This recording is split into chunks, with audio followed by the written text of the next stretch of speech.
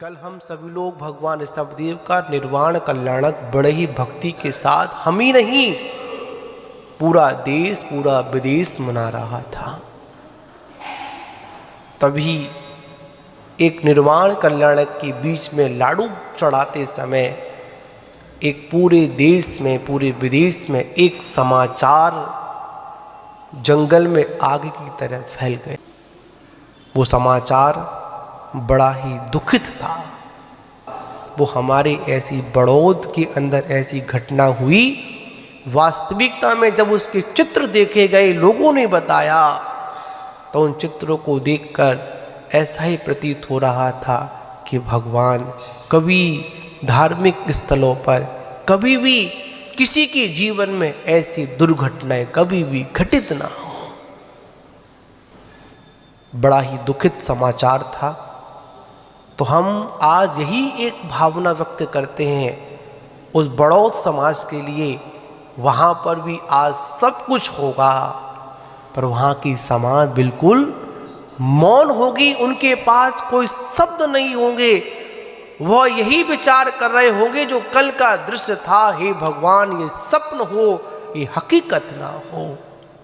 तो आज हम प्रभु परमात्मा से बस एक ही प्रार्थना करेंगे, हे प्रभु कभी किसी के जीवन में कोई घटना कोई दुर्घटना ना हो। सभी जीव भगवान की आराधना में बड़े अच्छे भावों के साथ में आए। महानुभावों, निश्चित वो आत्माएं जब भगवान के दर्शन के लिए आई होंगी, निश्चित ही पुण्य का संचय किया होगा। और हो सकता है जब उनके प्राणों का उस समय अंत हुआ होगा तो ऋषभदेव का ही अंतस में कहीं ना कहीं चिंतन चल रहा होगा।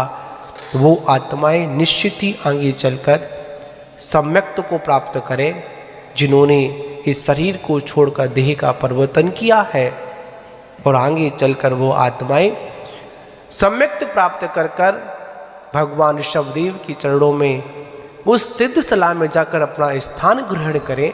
और जितने भी लोग जो घायल हैं, जिनको बहुत अंतस चोटें लगी हैं, उन सभी को अति शीघ्र स्वास्थ्य का लाभ हो।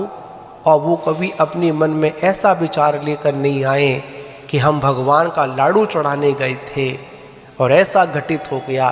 तो महान बाबू, उस संपूर्ण समाज को आज हम एक संवेदना एक प्रकट करें। जो परिवार है उनके साथ जो घटनाएं घटित हुई हैं, वो ऐसा ना सोचें कि भगवान की आराधना से ऐसा भी हो जाता है। ये तो व्यवस्था है, संसार का परिवर्तन व्यवस्था है। उन सभी को इस दुख से निकलने में उनको ये जिनवाणी, ये गुरुओं की वाणी सहायक बने। ऐसे समस्त बड़ौद समाज को और जितने भी लोग जिनके घरों में जो घटनाएं हुई हैं, उन सभी को एक मंगल यही भावनाएं आप धैर्य रखें और धैर्य के साथ में परमात्मा का मंगल स्मरण करें, परमात्मा को नमस्कार करें। उनकी भक्ति से विमुख ना हो। ये तो भगवान की भक्ति से हो सकता है।